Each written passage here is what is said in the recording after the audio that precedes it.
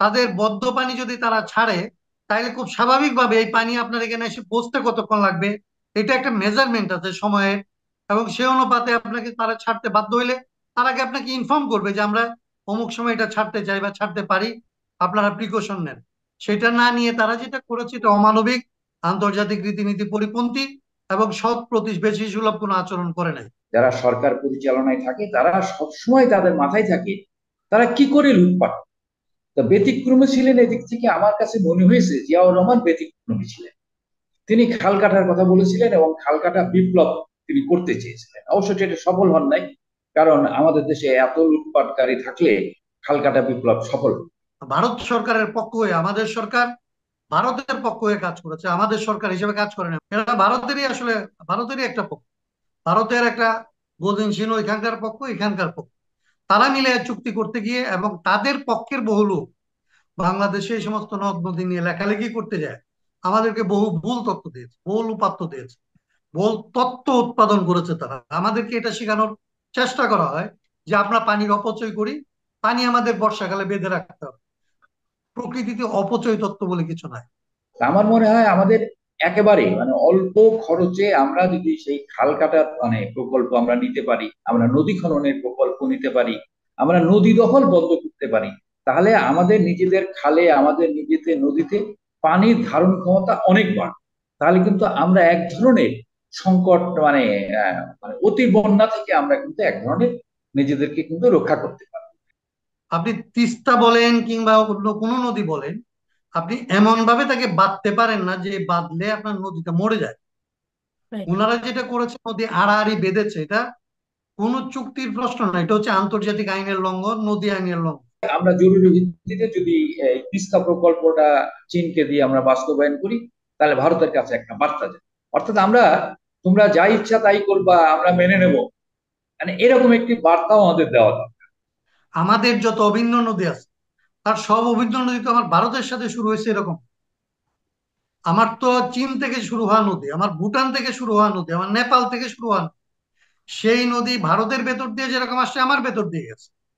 তো সেই নদীটা যখন আমি দ্বিপাক্ষিক ভাবে সমাধান করার কথা বলি, তখন অন্যান্য পক্ষকে নদী থেকে তারা এক্সক্লুড করে। বর্তমানে যে এই যে বাঁধের খুলে দিল, যেটা আমাদেরকে জানানোই হয়নি, যেটা মাহবুব ভাই বললেন, এই বিষয়টায় আপনার রিয়েকশনটা চাচ্ছি। আমরা সাদামাটা ভাবে যেটা বুঝি যে আমাদেরকে একটা বিষয় মাথায় রাখতে হবে যে হাসান ভাই যেটা বললেন, ভারত কিন্তু আমাদের সৎ প্রতিবেশী, এটা আমরা বলতে পারবো না। যার ফলে আমাদেরকে এইটা মাথায় রেখেই আমাদের পরিকল্পনা করতে হবে। কারণ দুর্যোগ থেকে আমাদের বাঁচার উপায় আমাদের খুঁজে বের করতে হবে। এবং এই জন্যেই যে বিষয়টা আমাদের করা দরকার, আমাদের নদ নদীর ধারণ ক্ষমতা বাড়াতে হবে। আমরা যদি নদ নদীর ধারণ ক্ষমতা বাড়াতে পারি, তাহলে কিন্তু আমরা এক ধরনের সংকট অতি বন্যা থেকে আমরা কিন্তু এক ধরনের নিজেদেরকে কিন্তু রক্ষা করতে পারি। এবং আমরা জানি যে এই বিষয়টা আমাদের এখানে যারা রাষ্ট্র ক্ষমতায় থাকে, অতীতে ছিল, পরেও যারা ছিল, আসলে এই বিষয়টা ওরা মাথা ঘামায় না। ওদের রাষ্ট্র ক্ষমতায় যারা থাকে, যারা সরকার পরিচালনায় থাকে, তারা সবসময় তাদের মাথায় থাকে তারা কি করে লুটপাট। তা ব্যতিক্রমী ছিলেন এদিক থেকে আমার কাছে মনে হয়েছে জিয়াউর রহমান ব্যতিক্রমী ছিলেন। তিনি খাল কাটার কথা বলেছিলেন এবং খাল কাটা বিপ্লব তিনি করতে চেয়েছিলেন, অবশ্য সেটা সফল হন নাই। কারণ আমাদের দেশে এত লুটপাটকারী থাকলে খাল কাটা বিপ্লব সফল হতো। তা আমার মনে হয় আমাদের একেবারে অল্প খরচে আমরা যদি সেই খাল কাটার প্রকল্প আমরা নিতে পারি, আমরা নদী খননের প্রকল্প নিতে পারি, আমরা নদী দখল বন্ধ করতে পারি, তাহলে আমাদের নিজেদের খালে আমাদের নিজেদের নদীতে পানির ধারণ ক্ষমতা অনেক বাড়বে। এবং সেই সাথে আমাদের এই নদীর নাব্যতা মানে তৈরি হওয়ার ফলে আমাদের এখানে নৌযানগুলোরও কিন্তু খুব সফলভাবে চলাচল করতে পারবে। এবং স্বল্প খরচে নৌপথের খরচটাও কিন্তু কম। এটা একটা বিষয়। আর বন্যার ব্যাপারে এখন তাৎক্ষণিকভাবে এগুলো তো এক্সপার্টদের বিষয়। তো আমার কাছে যেটা মনে হচ্ছে, ভারতকে একটা শিক্ষা দেওয়া দরকার।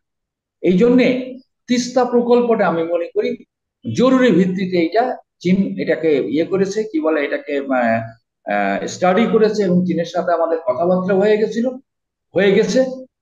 তা আমার মনে হয় আমরা জরুরি ভিত্তিতে যদি এই তিস্তা প্রকল্পটা চীনকে দিয়ে আমরা বাস্তবায়ন করি, তাহলে ভারতের কাছে একটা বার্তা যায়, অর্থাৎ আমরা তোমরা যা ইচ্ছা তাই করবা, আমরা মেনে নেব, মানে এরকম একটি বার্তাও আমাদের দেওয়া দরকার।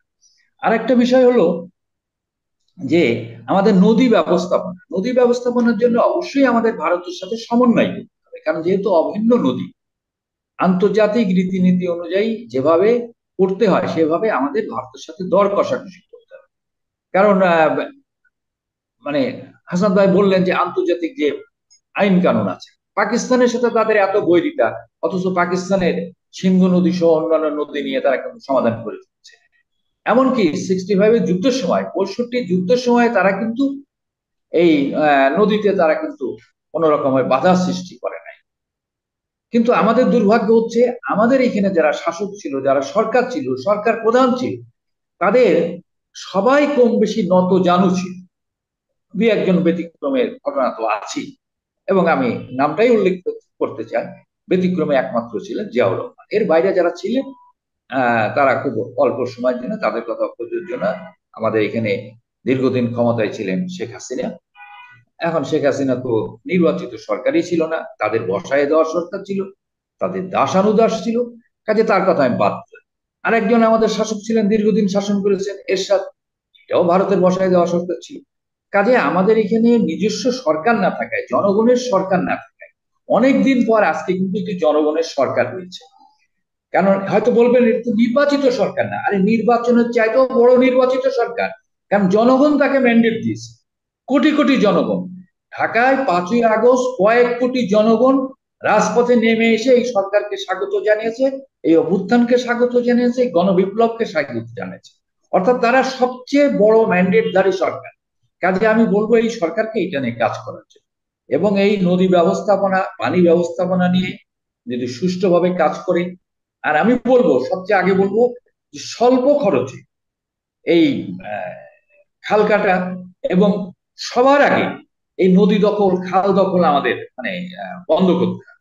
জি। এবং যে সমস্ত খাল, বিল, নদী দখল হয়ে গেছে, যে কোনো মূল্য উদ্ধার করতে হবে। ইভেন আমাদের ঢাকা শহরকে একসময় বলা হতো প্রাচ্যের ভেনিস, কিন্তু আজকে ঢাকা শহর কি সারা পৃথিবীর মধ্যে সবচেয়ে বসবাসযোগ্য শহরের তালিকায় 1 নম্বর ঢাকা শহর।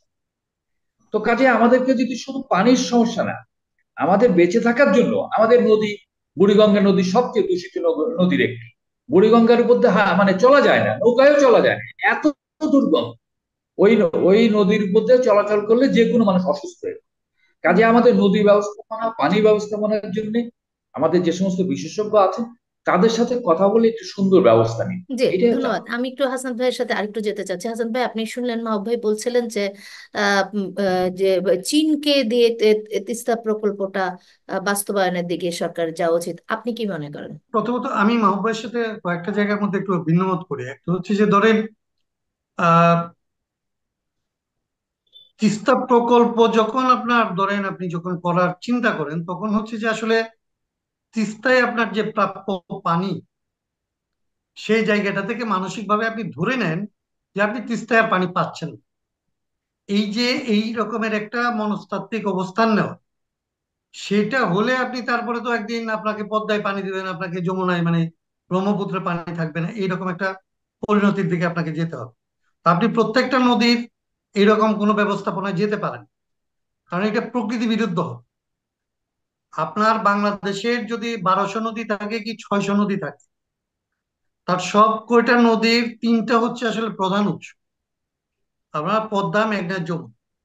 পদ্মা, মেঘনা, যমুনাতে যদি আপনার প্রবাহ থাকে, তাইলে আপনি তার উপনদী, শাখা নদী এগুলিকে যদি খনন করেন, সেগুলির নাব্যতা থাকবে।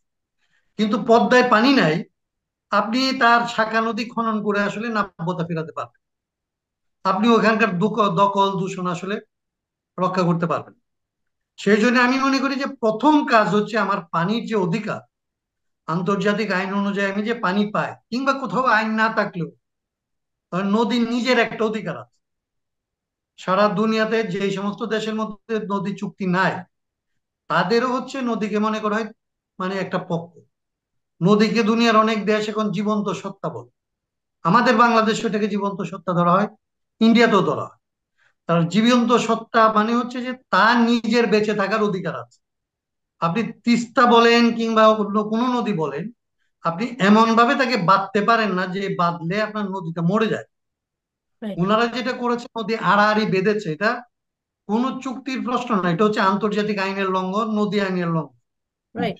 নদীর নিজের যে অধিকার, সে অধিকারের মধ্যে সে আসলে 3 ভাগের 1 ভাগ পানি, মানে আপনি ধরেন দুই পক্ষ আছে, দুই পক্ষ দুই দুই অংশ পানি নিতে পারে, কিন্তু নদীর নিজের 1 অংশ পানি, সে যেখান থেকে উৎপত্তি হচ্ছে সমুদ্র পর্যন্ত, তার বয়ে যাওয়া পর্যন্ত 3 ভাগের 1 ভাগ পানির মালিক সে।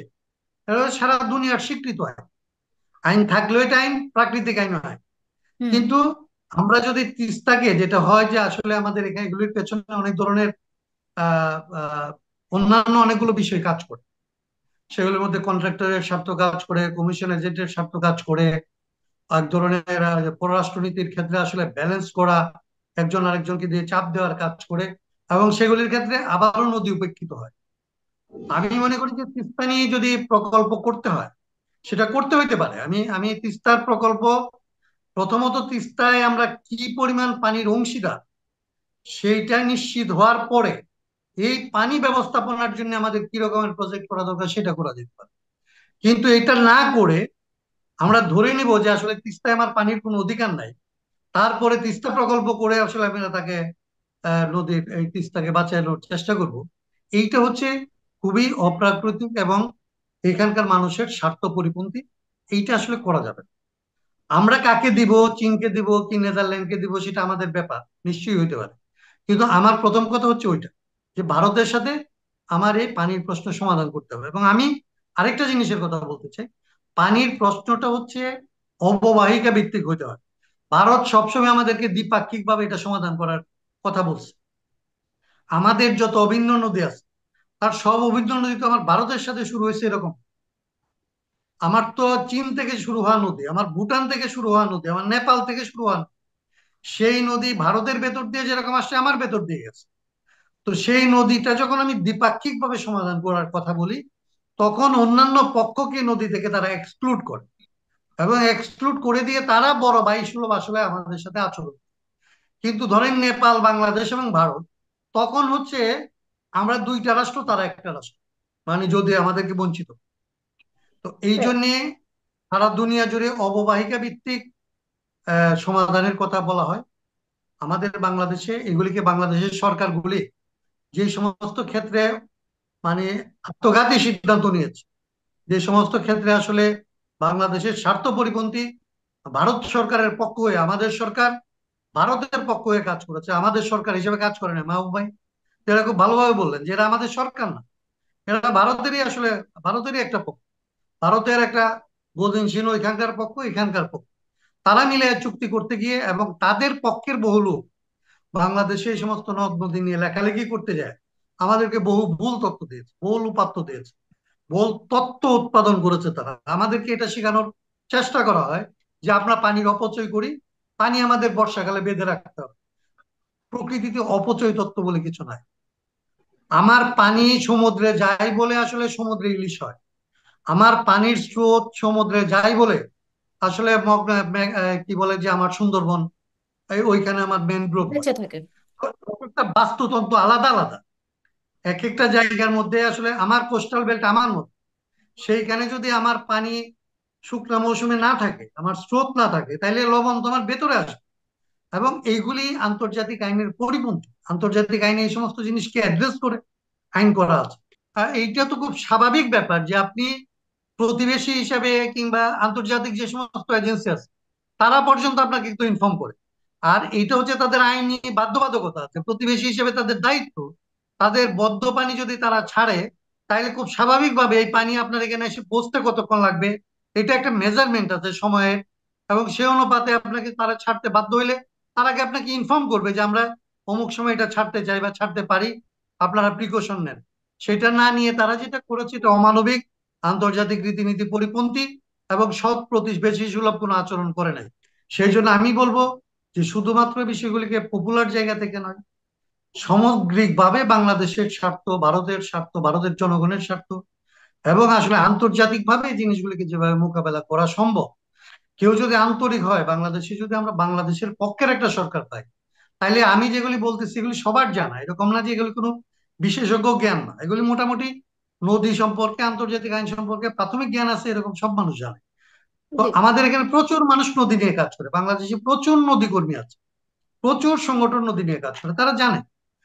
তো আমি মনে করি যে এইগুলি নিয়ে আসলে আমাদের আলাপ করে আমাদের একটা আন্তরিক সরকার লাগবে, যারা বাংলাদেশের প্রতি, বাংলাদেশের মানুষের প্রতি, বাংলাদেশের স্বার্থের প্রতি লয়াল।